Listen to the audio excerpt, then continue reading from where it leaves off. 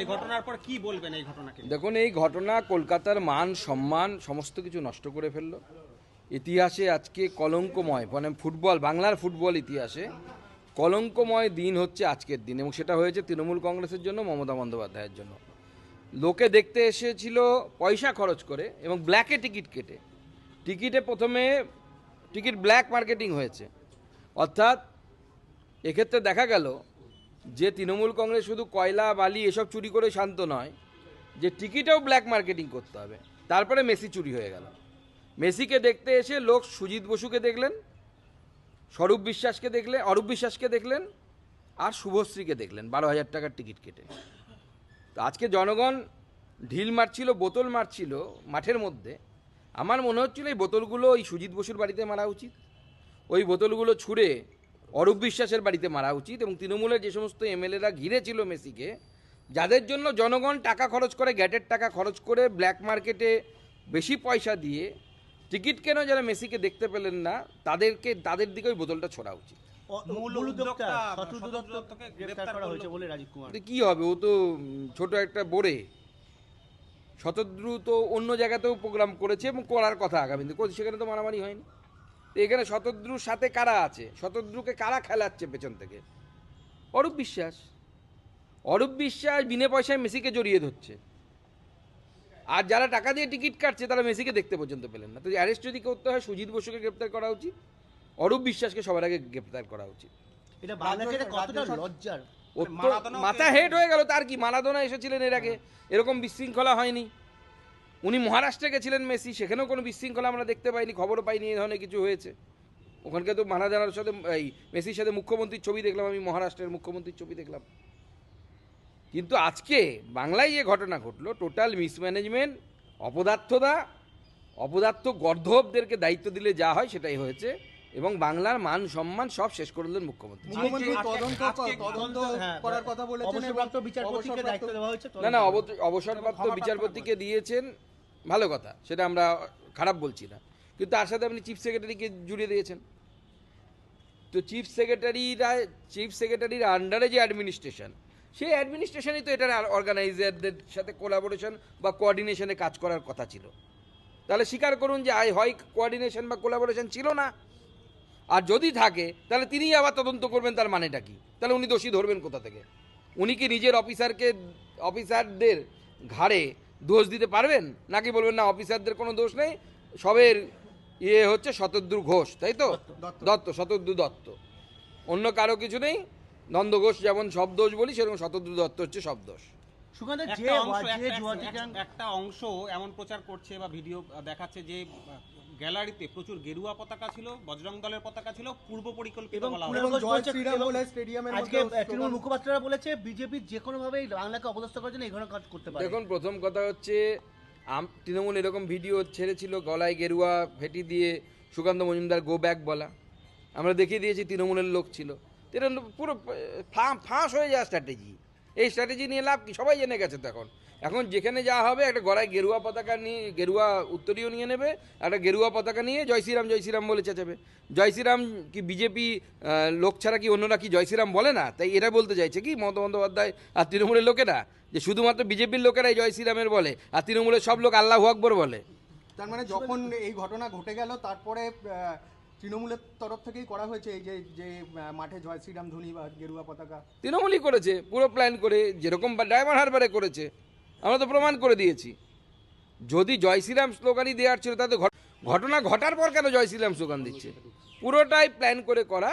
এবং যদি সঠিকভাবে তদন্ত দেয় কোনো নিরপেক্ষ সংস্থাকে, সুজিত বসু আর অরূপ বিশ্বাস এই দুজনের ফোন ট্র্যাক করলেই পেয়ে যাবে কি কার নির্দেশ হয়েছে, কখন নির্দেশ দেওয়া হয়েছে, কে করেছে। আমাদের কাছে খবর নেই। রাজ্যে 85 লক্ষ ভোটারের বাবার নামে গলদ, 13.5 লক্ষ ভোটারের বাবা মায়ের নামের ত্রুটি, 11 লক্ষের বেশি বাবার চেয়ে 15 বছরের কম ছেলের বয়স, এত কাণ্ড করে, এত হইচই করেও নির্বাচন কমিশনের তাড়াহুড়োর জন্য কি অবস্থা হলো? না, নির্বাচন কমিশনের তাড়াহুড়োর জন্য তো নয়, বিএলওদেরকে ভয় দেখানোর জন্য। মমতা বন্দ্যোপাধ্যায় বলে দিয়েছেন যে আমাদের তৃণমূল কংগ্রেসের লোকেরা যা দেবে তথ্য, সেটা আপনারা যাচাই করবেন না, করলে পরে আপনাদের চাকরি যাবে। অলিখিতভাবে তিনি তো সেটাই বলেছেন, মঞ্চ থেকে দাঁড়িয়ে বলেছেন। বুদ্ধি খাটান, কে বলেছিল? একটু বুদ্ধি লাগান, কি করতে হবে, কেউ কাউ মমতা বন্দ্যোপাধ্যায়ের কথায় অনুপ্রাণিত হয়ে পাশের বাড়ির লোককে কেউ বাবা বানিয়ে নিয়েছে, তো 15 বছরে সে বাবা হয়ে গেছে। মমতা বন্দ্যোপাধ্যায়েরও অবদান, রাজ্য এত এগিয়ে নিয়ে গেছে, 15 বছর বয়সে বাবা হয়ে যাচ্ছে, ভাবতে পারেন? গোটা দেশে সেটা 18-21 বছর বয়স লাগে। মমতা বন্দ্যোপাধ্যায় এত এগিয়ে দিয়েছে রাজ্যকে যে 15 বছরেই সবাই বাবা হয়ে যাচ্ছে। দাদা, ম্যাজিস্ট্রেট এসআইআর আতঙ্কে এক তৃণমূল কর্মীর মৃত্যু হয়েছে, সেখানে তার হৃদরোগে আক্রান্ত হয়ে মৃত্যু হয়েছে, যে কমিশনের ওয়েবসাইটে তার নামের বানান ভুল হয়েছিল, সেই আতঙ্কেই নাকি তার মৃত্যু হয়েছে এমন অভিযোগ আছে। তো পোস্টমর্টম করতে বলুন, পোস্টমর্টম রিপোর্ট লিখতে বলুন, দেখুন ডাক্তারবাবুদেরকে যে ওটাতেই হয়েছে। VLA2 সে আছে, সে জানে না, সে এত মূর্খ যে ড্রাফটে যদি আমার নামও না থাকে, আমি তারপরে আমার রিপ্রেজেন্টেশন দিয়ে আমার নাম ঠিক করাতে পারি, আমার নাম ঢোকাতে পারি, আমার নামের বানান ভুল থাকলে সেখানে আমার রিপ্রেজেন্টেশন থাকবে। ড্রাফট লিস্ট মানে পাঠার বানানো হয় কেন? ড্রাফট লিস্ট বানানো হয় এবং টাঙিয়ে দেওয়া হয় এই উদ্দেশ্যে যে সেই ড্রাফট লিস্টকে, যে ড্রাফট লিস্টে যে সমস্ত ভুল আছে সেই ভুল যেন সংশোধন করার সুযোগ থাকে নির্বাচন কমিশনের কাছে, সেই জন্যই তো ড্রাফট লিস্ট থাকে, আর তো কিছু না। বলছিলাম মুরুগা যেটা ফলতা যা হয়েছিল, তারপর যারা নির্বাচনী স্পেশাল অবজারভার তারা ম্যাজিস্ট্রেটাল পাওয়ার চাইছে এবং বলছে যদি না হয় তাহলে এরকম কাজ সামলানোর অসুবিধা হয়ে দাঁড়াবে। দেখুন, সে তো নির্বাচন কমিশন ঠিক করবে, তবে এটা ঠিক যেভাবে সি মুরুগানকে ঘেরাও করা হয়েছিল ফলতাতে, এবং তাতে পুরো জাহাঙ্গীরের রোল, জাহাঙ্গীর করিয়েছে, এবং জাহাঙ্গীর করিয়ে এটা একটা ভয়ের বাতাবরণ তৈরি করার চেষ্টা করেছে।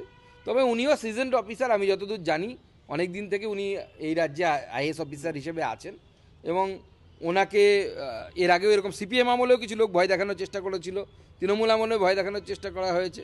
তবে আমার মনে হয় সিনিয়র অফিসিয়ালস তাদের ভয় পাওয়ার কোনো জায়গা নেই, ভয় পাবেনও না, তারা ভয় পাচ্ছেনও না আমার মনে হয়। যে তৃণমূল বিবেকানন্দের বাংলা বলে, সেই তৃণমূল দেখা যাচ্ছে লেক টাউনে যে মেসির যে মূর্তি বানানো হয়েছে তার পায়ের কাছে রেখেছে বিবেকানন্দের মূর্তি, কি বলবেন এই বিষয়ে? দেখুন, মেসিকে হাইজ্যাক করে এরা নিজের পলিটিক্যাল লাভ নেওয়ার চেষ্টা করেছিল। তো মেসিকে বিবেকানন্দের পায়ের নিচে কেন, পারলে মাথায় তুলে নাচতো, এরকম প্ল্যান ছিল। এবং যেটা হয় যে ভগবান বা ঈশ্বর যাই বলুন না কেন, সে ঠিক মতো করে বিচার করে দেয়, ঈশ্বর ঠিক মতো করে বিচার করে দিয়েছে। তৃণমূল কংগ্রেসের নেতার চোর জোচ্চোর নেতারা যারা মেসির ছবিকে ব্যবহার করে নিজেদের ছবি উজ্জ্বল করার চেষ্টা করেছিল, মেসিও বুঝে গেছে এদের সাথে বেশিক্ষণ থাকলে মেসির কালারও কয়লার মতো কালো হয়ে যাবে, সে মেসিও কেটে পড়েছে। আপনি যে তদন্ত হচ্ছে তাতে সন্তুষ্ট না, যেভাবে তদন্ত হচ্ছে যারা রয়েছেন, তাহলে কিভাবে তদন্ত করা উচিত? দেখুন, আমার তো মনে হয় সুপ্রিম কোর্টের কোনো জাজকে দিয়ে তদন্ত করালে ভালো হয়। সুপ্রিম কোর্টের কোনো রিটায়ার্ড জাস্টিস হতে পারেন বা বর্তমান জাস্টিস হতে পারেন। मेसी को लेकर कोलकाता में आज जो हुआ, क्या आप बोलना चाहते हैं? ऑर्गेनाइजर अरेस्ट हुआ, ऐसा भी आरोप आ रहा है गेरुआ फ्लैग लेकर जय श्री राम स्लोगन दे रहा था कुछ लोग, और ये प्लान है बोल रहा देखिए, है। बंगाल में आज शर्म के मारे बंगाल का पूरा सिर हेड पूरे तरीके से झुक गया है। ममता बनर्जी की एडमिनिस्ट्रेशन की नालायकता, पुलिस की नालायकता और उनके मंत्री और MLAs के जिस तरीके से रोल रहा, उसी के कारण ये घटना घटी। लोग 12,000, 13,000, 15,000 रुपया देकर ब्लैक मार्केट से टिकट खरीद के, पैसा देकर टिकट खरीद के मेसी को देखने आए थे। लोगों ने किनको देखा? अरूप विश्वास को देखा, TMC के मंत्री को, सुजीत बोस को देखा, TMC के MLA को, मंत्री को, और शुभश्री बोल के एक हीरोइन है, उसको देख के लोग चले गए। तो ये स्थिति है, और पूरी तरीके से मिसमैनेजमेंट। तृणमूल कांग्रेस कोशिश कर रहा था कि इस नॉन पॉलिटिकल प्रोग्राम को पूरी तरीके से हाईजैक करे, और इसी के कारण आज ऑर्गेनाइजर को अरेस्ट किया जा रहा है। पहले तो उस दो मंत्री को पहले अरेस्ट करना चाहिए। जनता बोतल फेंक रही थी मैदान में, बोतल तो सुजीत बोस के घर में जाके फेंकना चाहिए, अरूप विश्वास के घर में जाके फेंकना चाहिए बोतल। और जिस तरीके का वातावरण बंगाल में तैयार किया जा रहा है कि जब भी कुछ घटना घट रही है, ये पूरा प्लान है कि उसमें से भगवा कपड़ा लगाओ, भगवा फेटी माथा पे बांधो और जय श्री राम का नारा दे दो। इसका मतलब क्या है कि तृणमूल क्या बोलना चाहता है कि बीजेपी के लोग ही सिर्फ जय श्री राम बोलते हैं, तृणमूल के जो हिंदू है वो अल्लाह अकबर बोलते हैं क्या? चलो।